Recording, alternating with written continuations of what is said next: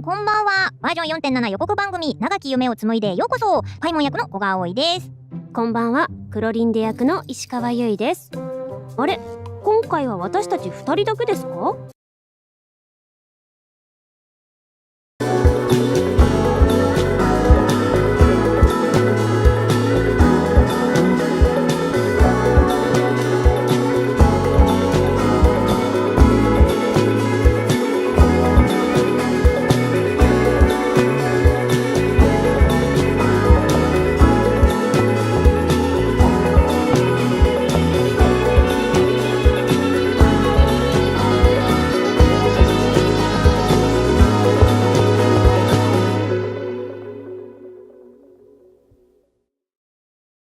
？He comes and goes without leaving a trace, only appearing at the most critical moments. He's highly knowledgeable, and he likes to share his observations with others.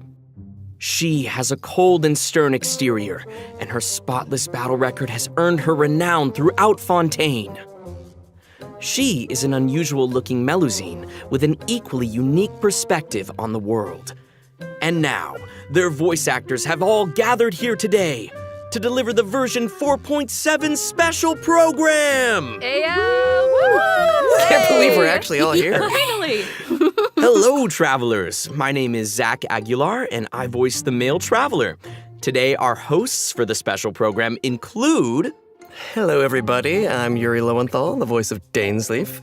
You may know me from all those new character intro videos and occasionally dropping lore on y'all. And I'm Sarah Williams, the voice of the head nurse at the Fortress of Maripede, Sijuin.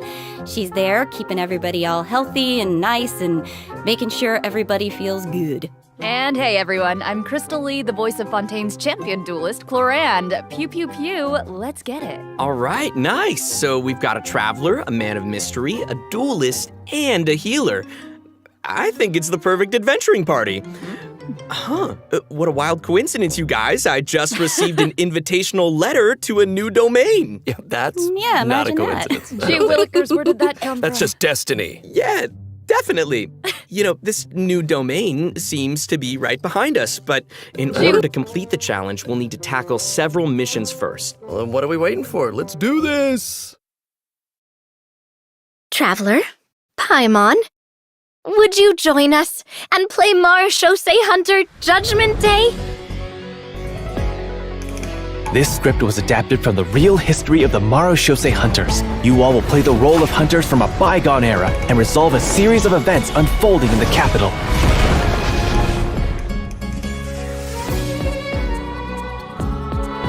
Many of my habits are customs I've adopted from the Marechaussee Hunter tradition. They fought against monsters, while I fight against lawbreakers. For when I draw my blade, I am but an instrument of Fontaine's law.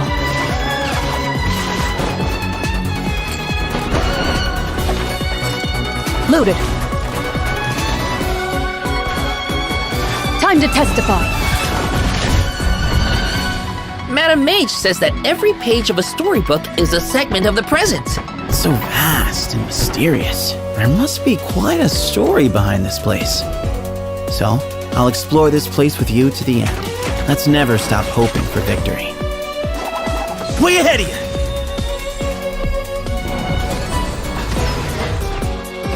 Move or be moved! Not that I doubt your fighting ability, of course. It's just so much more dangerous in there than I ever imagined. Well, if it hurts, just let me know. Let's blow bubbles!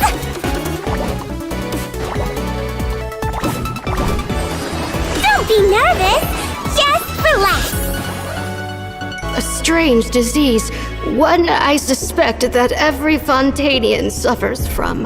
But they don't trust me at all. Do you really think it matters whether I'm Melusine or a human? I don't believe Master would suddenly disappear for no reason. There must have been something she just had to do. In the New World, they bade farewell to the shrouded sun. At last, they no longer needed to dwell on their suffering, or try to differentiate between various thoughts of blasphemy. Such was the price they paid, and thus their souls became cleansed and pure. The way he's holding his sword, he must be a real Marashose hunter. You used it yourself, didn't you? That's why you have a human appearance. That's quite the gamble. But I believe that I am the one walking into a trap. One day, I shall have my vengeance. That way, Captain Dainsleif could accomplish his own goal.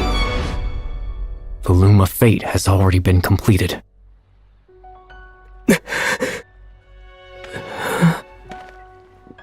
Traveler, let me ask you this. Do you believe your sibling to have betrayed you?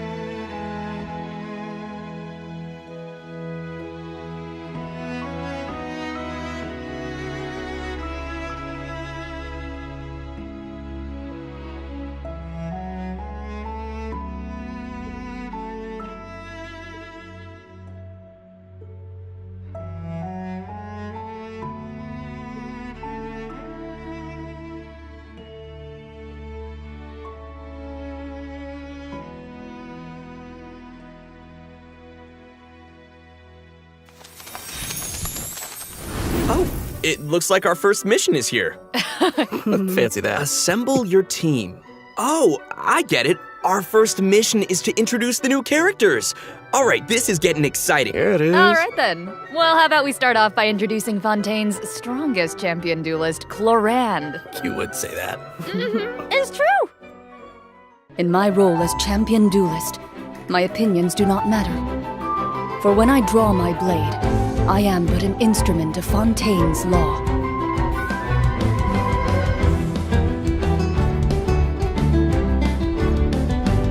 Ready.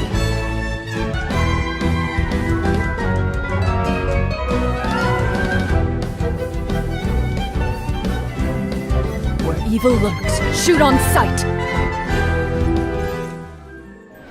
Whoa. Those animations. Did you see that So ultimate? good. That ultimate is so cool. Clorand's strength actually has a really interesting origin. She inherited it from the Marashose hunters. Ooh, the hunters from the artifact set. Mm-hmm. The Marashose Hunters were an organization that defeated monsters and upheld justice from the shadows. I think the group's name has also been mentioned in some of Fontaine's historical records. Exactly. The Marashose hunters have a long history. To modern-day Fontainians, they're nothing more than an old legend from novels and plays, but for Clorand, the Marashose hunters' legacy is really real. If travelers want to learn more about the Marashose hunters, then be sure to check out Clorand's story quest in the new version. I want to learn more about the Marashose hunters. Perfect! Then let's get into her combat abilities. Clorand is categorized as an electro sword user, but she actually uses both a sword and a pistolet to attack her enemies during combat. Now, her normal attack deals physical damage by performing up to 5 consecutive strikes. During her charged attack, Clorand uses her pistolet to target enemies in a V shape in front of her. Also, Clorand has developed a special ritual over the years. She always polishes her weapon before each duel. That is so dignified of her. I know, right? And kind of adorable. Even the champion duelist of Fontaine has a cute side, huh? Aw. Sarah is starting to sound just like Sigewinne. Oh, what? Though it's probably a meaningful ritual for Clorand, right? That's exactly right. It's a habit that helps Clorand focus on the opponent in front of her. In fact, Clorand's elemental skill, Hunter's Vigil, is an ability that demonstrates how potent she can be when she's focused. Ooh. Check this out. During combat, unleashing Clorand's elemental skill will cause her to enter the Night Vigil state. During this state, Clorand can unleash 2 different types of special attacks. Her normal attacks will be converted into Swift Hunt Pistolet attacks, and her elemental skill will be converted into a lunging attack, Impale the Knight. Huh. It looks like Clorand gains a bond of life during her elemental skill. Does the skill have any additional effects? Oh, good perception on those eyes. Those Swift Hunt Pistolet attacks increase Clorand's bond of life, and her lunging attack, Impale the Knight, will clear the bond of life. Wait, so she accumulates the bond with one hand and then clears it with the other? Oh, hey, that's a really good explanation. Yeah, Clorand's special attacks have different effects depending on the value of her bond of life. So when her bond of life is relatively low, her Swift Hunt Pistolet attacks have a piercing effect, and they deal greater damage. But when her bond of life is relatively high, her lunging attack, Impale the Knight, has a greater AoE and deals higher damage. Again. Ah, gotcha, I get it. So Clorand is meant to use her pistolet to accumulate a bond of life and then use her sword to clear it once it reaches a certain amount. And that way, both attacks benefit each other. Bingo! Though you should remember the effect of one of Clorand's unique talents. So when she's in the Night Vigil state, any healing other than the one provided by her lunging attack, Impale the Knight, will be converted into a bond of life. This unique talent allows different healing effects to alter the pacing of Clorand's gameplay. So travelers can experiment with a variety of different tactical combinations. That's cool. Also, although Clorand is most renowned as a champion duelist, she has never forgotten her identity as a Marechaussee hunter. So, during her elemental burst, Last Lightfall, Clorand draws on her Marechaussee hunter heritage to unleash an ancient skill that empowers mortals to fight deadly monsters. This ability allows her to swiftly evade enemy attacks and strike her opponents. Her burst deals AoE electro damage and grants her a bond of life based on her max HP. Wow, that's so cool. But if that power is designed to fight monsters, is it really okay for her to use it in a regular duel? Good point. I think Clorand just has to adjust the amount of force that she puts behind those blows. That makes sense. Also, Clorand can draw on the strength of her companions after unlocking her passive talent, Dark Shattering Flame. Man, that sounds cool. So, when a nearby party member triggers an electro-related reaction, the electro damage dealt by her normal attack and her elemental burst will increase based on her attack value. Though, note, there is a ceiling to the damage bonus that she can gain from this effect. Clorand also has another passive talent called Lawful Remuneration. If her bond of life is greater than or equal to a certain percentage, then a change in her bond of life value will increase her crit rate. That's right. And while she's in the Night Vigil state, the percentage of healing converted into a bond of life will increase. Wow. Yeah. And finally, being a champion duelist gives Clorand a strong familiarity with all the regions of Fontaine. So, when she's in your party, Clorand can reveal the locations of Fontaine regional resources on the minimap. So awesome. I'm sure that travelers will be eager to use her to uncover treasure, defeat monsters, and of course, uphold justice. Not necessarily in that order. So, Clorand is usually pretty stern and composed as a champion duelist, but I wonder how she unwinds. Like, does she have any hobbies? Ooh. I'm sure that she has some interest outside of work. I mean, she's always accepting cosmetic products from Sigewinne and making sure to return the favor because she's sweet. Aw, and yeah, of course she does. Clorand is an active member of the tabletop troupe during her off hours. So, in version 4.7, travelers won't just have the chance to learn more about the Marechaussee hunters during her story quest, the Raparia chapter, they'll also get to join Clorand on a very special tabletop troupe adventure. Woo! I love TTRPGs so much. Ooh, I know, I'm so excited. Yeah. And with all of that, that is all the information that I have to share about Clorand. So, next up, let's introduce our adorable little Sigewinne. Oh, yes. Okay, sorry. Too excited. Hold on. We gotta look at her demo first. Yes. You only get one body, so you gotta take care of it. But it's just as important to take care of your mind. Hold still.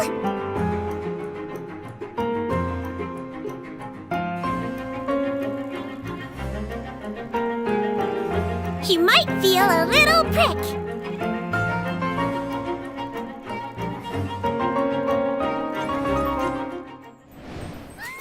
She's so cute, it's unreal! Wow! I love her pills so Cuteness much. overload. The bubble has ears on it! I would love to ride around on a bubble like that. She's with her little legs dangling in the air. Oh. Yeah, with the bubble gun and the giant syringe.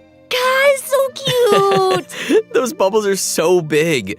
Her kit looks really, really fun. I know, but if that's the syringe she uses on her patients, I can see why they might be nervous about getting sick. Oh, for sure. Hey, sometimes you gotta take your medicine.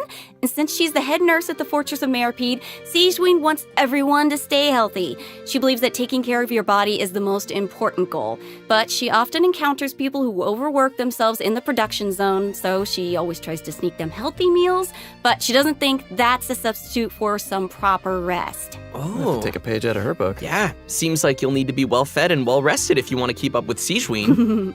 For sure, she seems like such a caring and attentive person. But then what's she like when she fights? Well, Sigewinne is a Hydro Bow user. Her normal attack unleashes up to 3 consecutive attacks.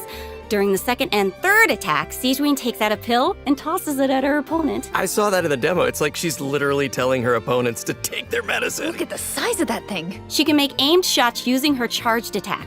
Once the shot is held and fully charged, Sigewinne's bow will fire slow-moving ministration bubbles, dealing hydro damage to her target. Just make sure not to release her arrow. Oh, and also, Sigewinne uses a specially made bubble gun to fire a giant bolstering bubble bomb during her elemental skill, Rebound Hydrotherapy.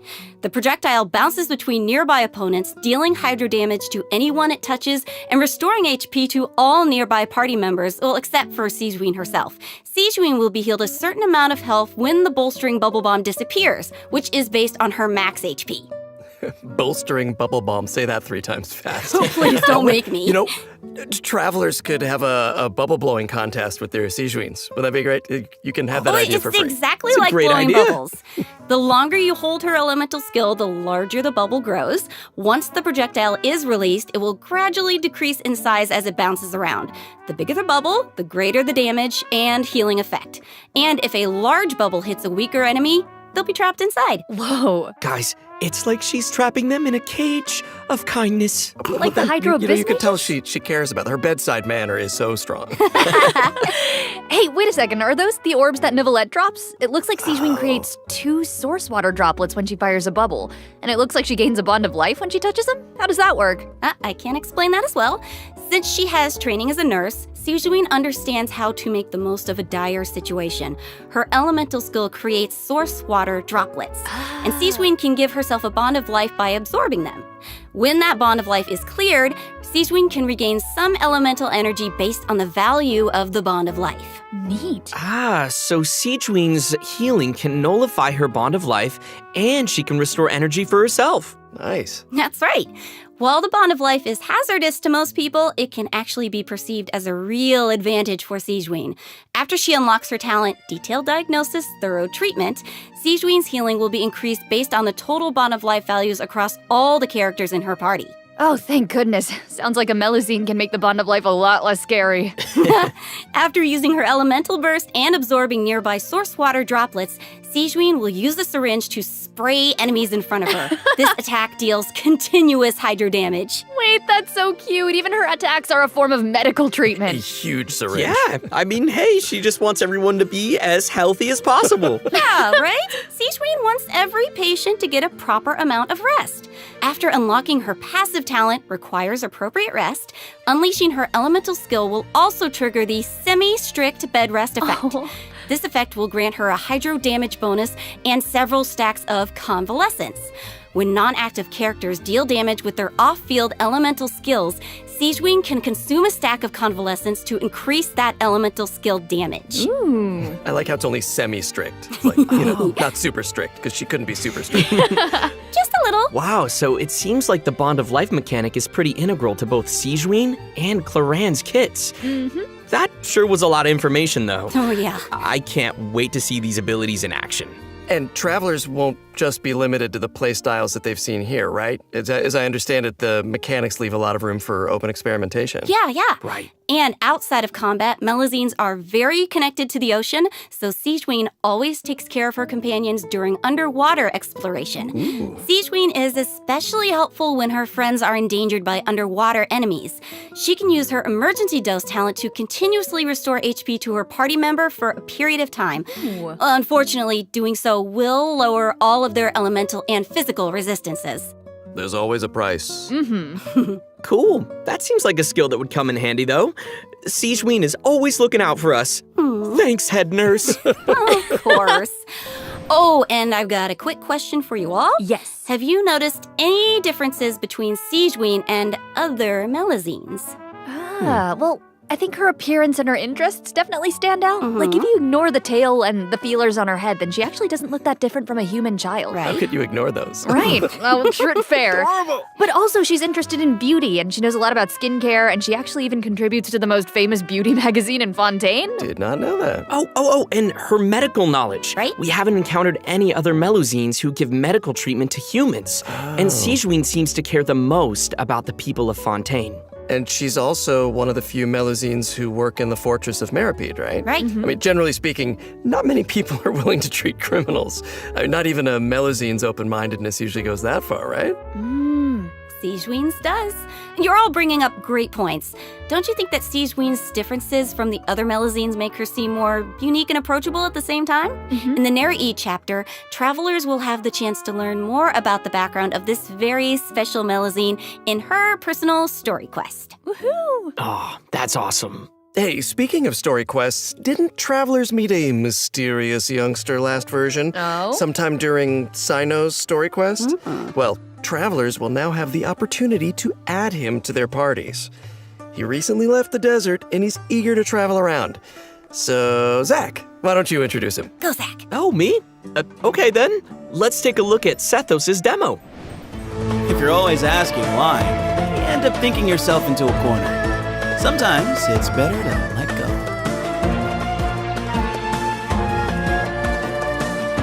Give me some space.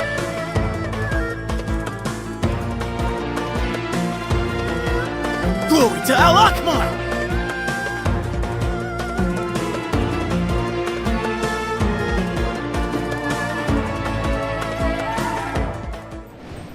Oh, Okay. His design is so cool. He looks amazing. Yeah, the clothes and the hair, I love it. Right? Sethos didn't just get power and wisdom from his desert heritage, he's also talented in archery.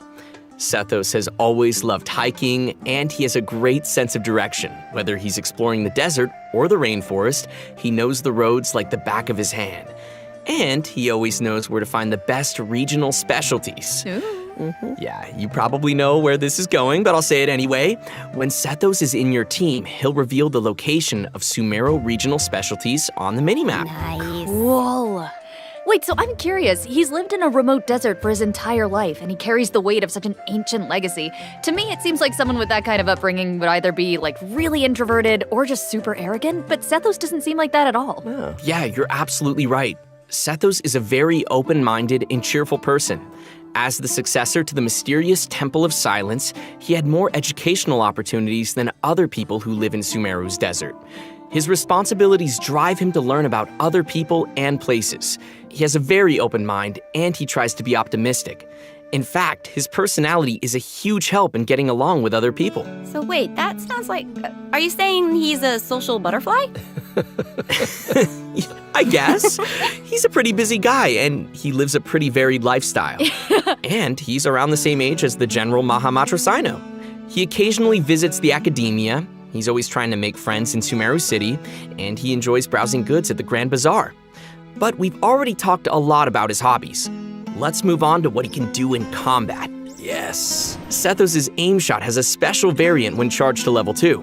He can't move when his attack is charged to its second level, but it allows him to fire a powerful shadow-piercing shot that can pierce enemies, dealing electro damage to targets in its path.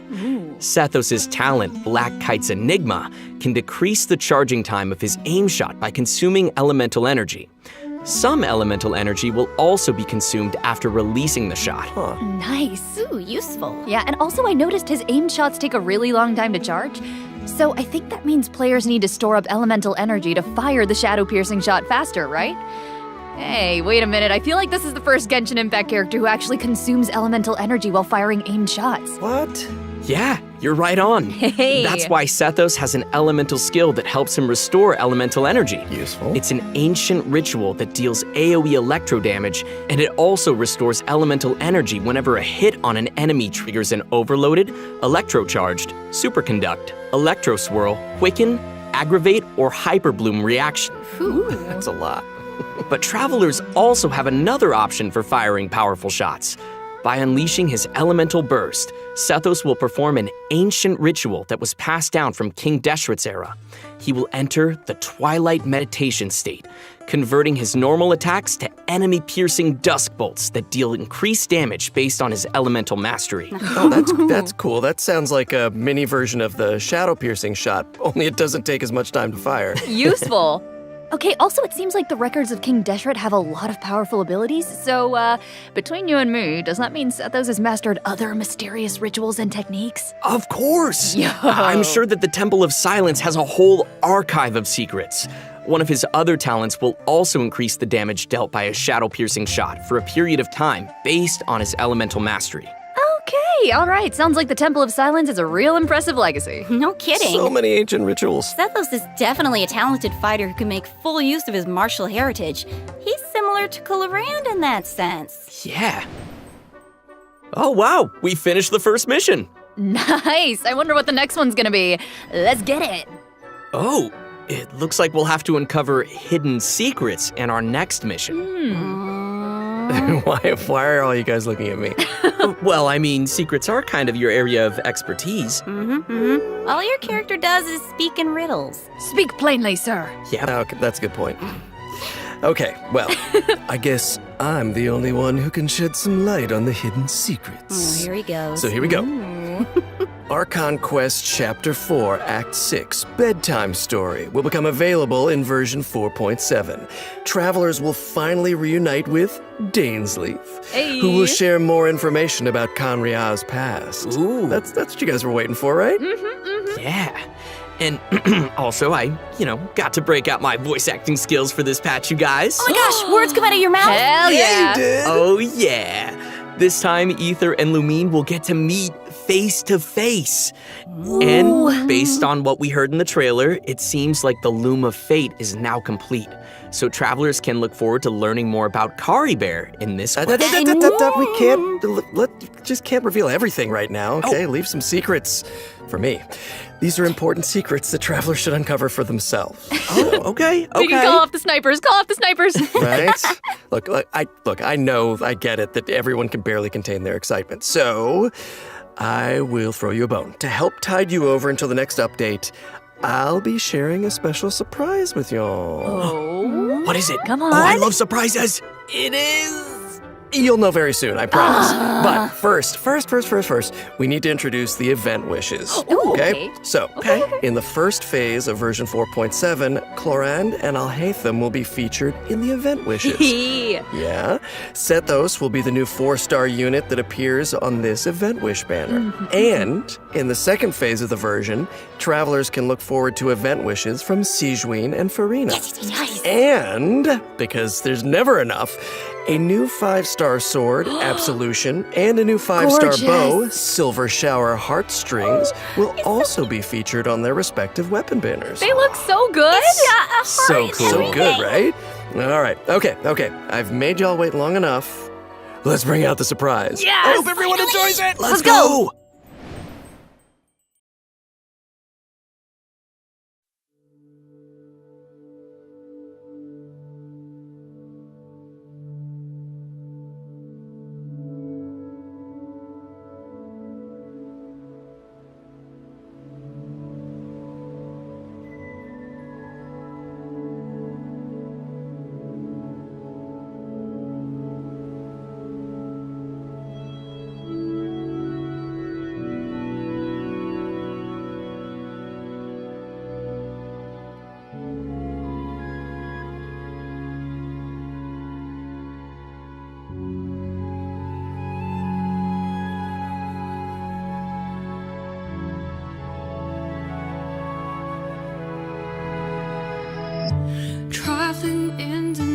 nights you lift me in. I feel you in Dallas, blew off wind. Even over, I can point you out. The answer is not far off now.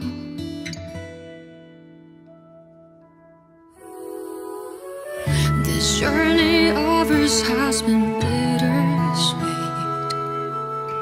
Close my eyes, wondering what you would have dreamed if you were here standing next to me. Would you know how I feel and see what I see?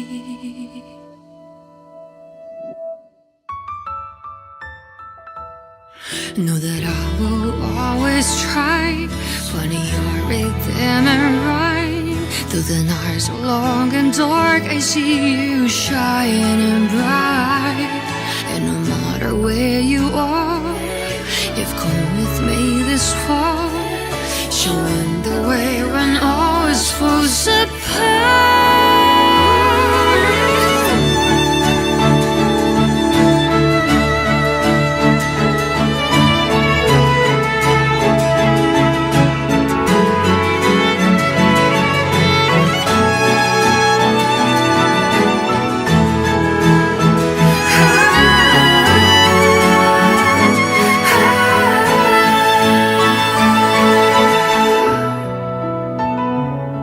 When the snow melts away and the ice finally breaks, have you taken off? Are you already on your way? No matter where you are, I've come with you this far. I'm never really lost. Our paths will surely cross.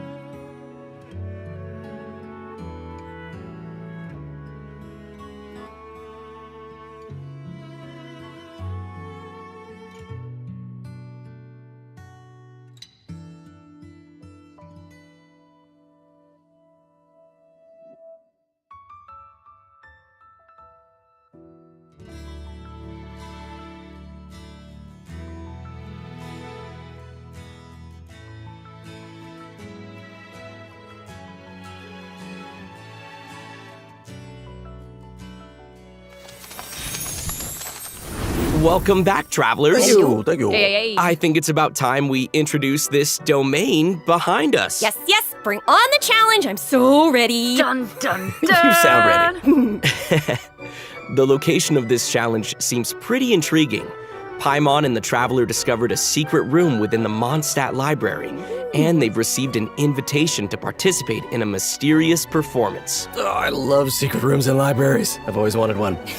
So that's right, the all-new event, Imaginarium Theater, will become available in version 4.7 for travelers who are adventure rank 35 or higher. Nice. Wait, so this is a library? Wow. The coolest library. I know, it looks a lot different from what I imagined. It's huge. Yeah, it kind of looks more like a magic castle. Right? So cool. I would live there. Please. So, travelers will encounter a concierge in the area who calls himself Wolfie. Aww. I know, he's so cute. Wolfie. He'll reveal that this room was created by a mage and that he's waiting for a guest to take the stage. He is also a poet. That guest will hopefully put on a magnificent performance by becoming the main character of the mage's story. Bring on that main character energy. Ooh. After arriving in this room, travelers just need to interact with this strange book in order to participate in the Imaginarium Theater Challenge. Wow, that was fast. But what kind of challenge is it? Oh, let me tell you. Imaginarium Theater contains a series of combat challenges with different battle conditions. Now, only characters who wield specific elemental types will be allowed to participate. So travelers will have to select characters who meet the requirements of the challenge. Oh, I get it. But what if we don't have enough characters in our roster who meet the requirements? Good thinking, but you won't have to worry about that. Because first off, 6 characters will be designated as the initial lineup for each challenge.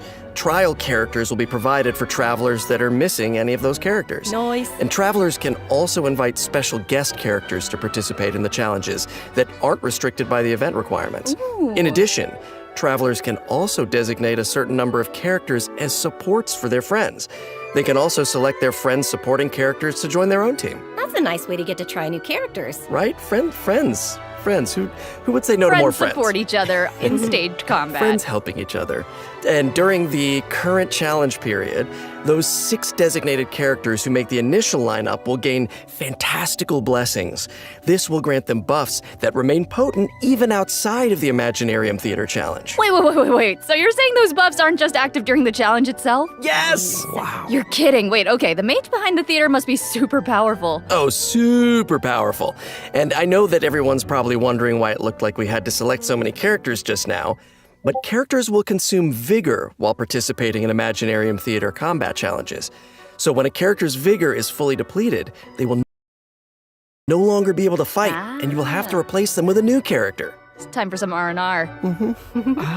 I get it. So when you select your characters, you have to pay attention to how well they work together. Yes. And also how well they can fill in for each other. Exactly. Involved strategy. And I should also mention that not all selected characters will immediately appear in your team. Some characters can only be gathered by progressing through the story.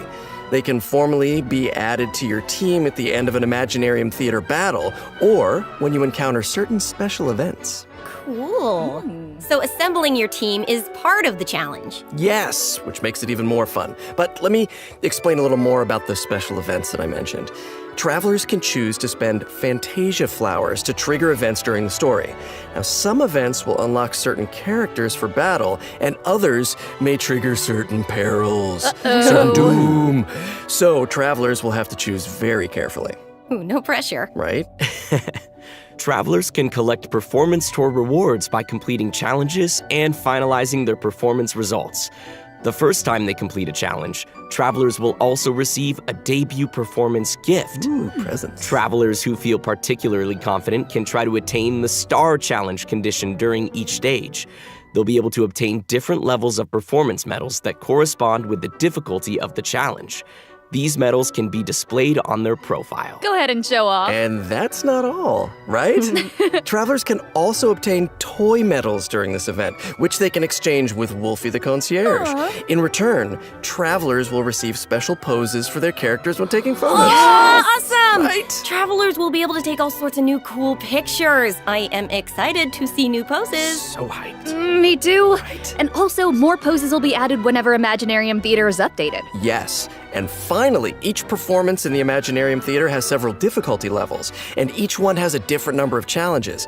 Higher difficulty levels will yield even better rewards. Bring it on. As Wolfie the Concierge likes to say, when the brilliant golden glow of the treasure beckons, don't you hesitate. Just go open it. How can he be so That's cute? amazing. I don't know, somehow I still didn't make him as cute as he actually is. Of course, it'll take time for travelers to raise the necessary characters and understand how they fit into this new challenge.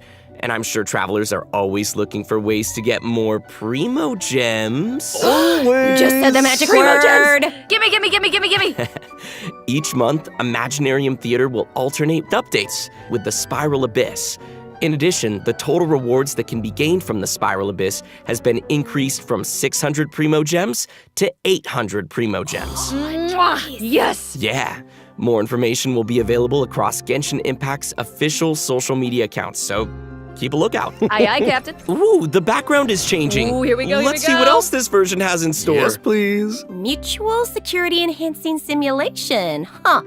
I see some hilly churls and ruin guards, so I'm assuming this is one of those monster fighting events. Yes, sort of. Travelers won't be engaging monsters directly. Instead, they'll be able to command monsters to fight in a cooperative simulation. The Millilith will be hosting a strategic war game to improve their understanding of security needs throughout Tevat. They'll be accompanied by representatives from Mondstadt's Knights of Favonius, Inazuma's Yashiro Commission, Sumeru's Corps of 30, and Fontaine's Special Patrol. Their joint exercise is intended to improve military tactics across the continent. Sir, yes, sir. Wow. You're making this event sound really official. That was my official voice. I'm just doing my best. As I was saying, you can play two different kinds of scenarios in the event: assault scenarios and defense scenarios. As special representatives to the simulation, travelers will need to analyze enemy formations and deploy the best units for completing the challenge. In assault scenarios, you only need to select your combat units and deploy them within your staging area. So once the scenario begins, the unit will automatically start attacking your opponent. So sit back and... I don't know if you can relax when these things are coming at you, but try. Clearly not. Pew pew. Ooh, okay, I'm gonna give this a try. Ooh, brave. Yeah, okay. Do it. How come my hilly churl archers got wiped out so quickly? Oh, no. Okay, sorry, I forgot to mention something important. Sorry. I know. But here, we can fix it now. Some types of combat units are more effective against others. Ranged units like hilly churl archers are vulnerable to melee units like Mida churls. But don't fret, you can turn a bad situation around if you choose the best units to tackle the opponents on the battlefield. Just choose the best unit, Zach. Exact, just choose the best units. Just dude. choose the best unit. Simple fix. In defense scenarios, you need to deploy units to effectively counter enemies who are attacking from multiple directions. So, defeated enemy units will drop support beacons, which can then be used to deploy additional combat units and frontline structures. As the unit's commander, travelers can use their leadership skills to create favorable conditions for their team. And if they're successful, then travelers can obtain various rewards from the Mutual Security Enhancing Simulation event. These rewards include Primo Gems, a Crown of Insight, and a 4-star bow, Cloud Forged. Forged. Okay. And next up, we're introducing another combat-related event, Endless Forms Most Martial. Ooh, okay. I'm guessing that this one is gonna test some different skills? Yeah, you betcha. In the previous event, travelers only got to simulate combat, but the environment on a real battlefield is way more unpredictable.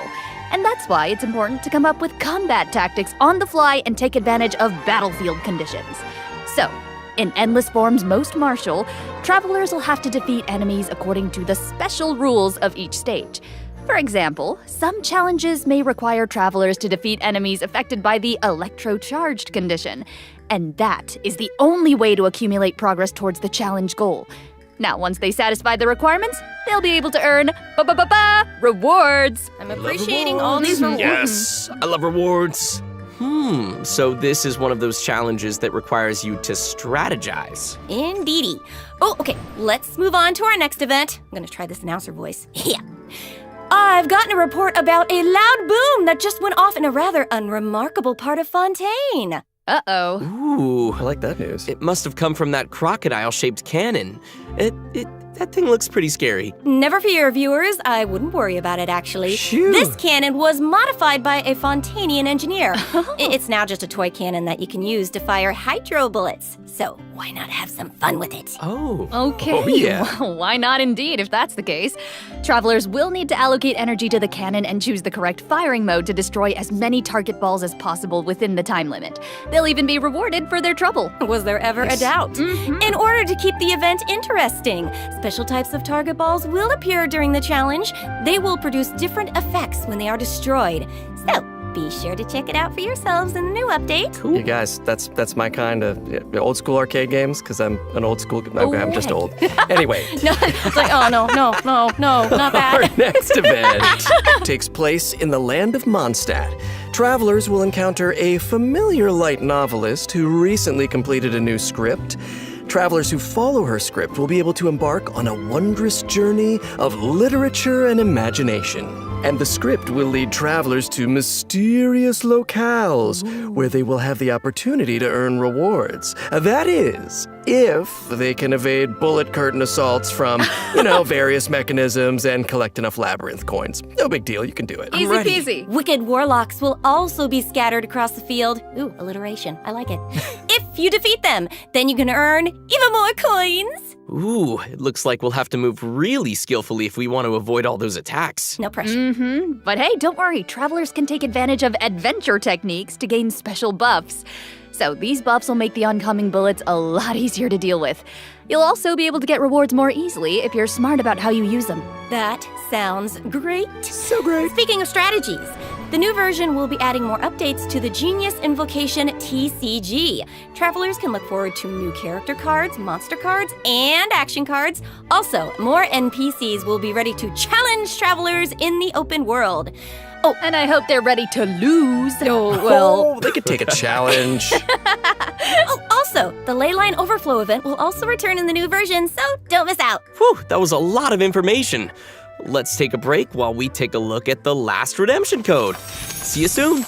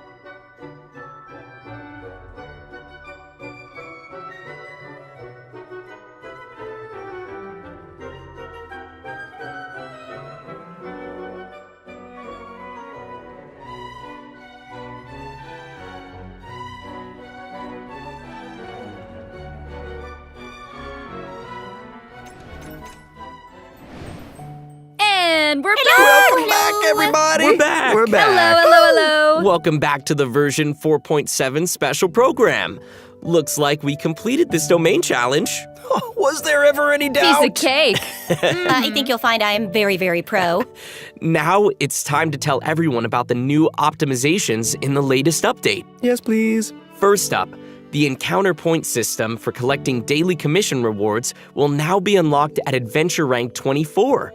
Hopefully, this helps travelers level up more quickly. Nice. And now for some really exciting news. Travelers' max lesson will be increased from 160 to 200. Nice. You might notice from the video that version 4.7 will have some other optimizations. Be sure to check them out for yourselves in-game.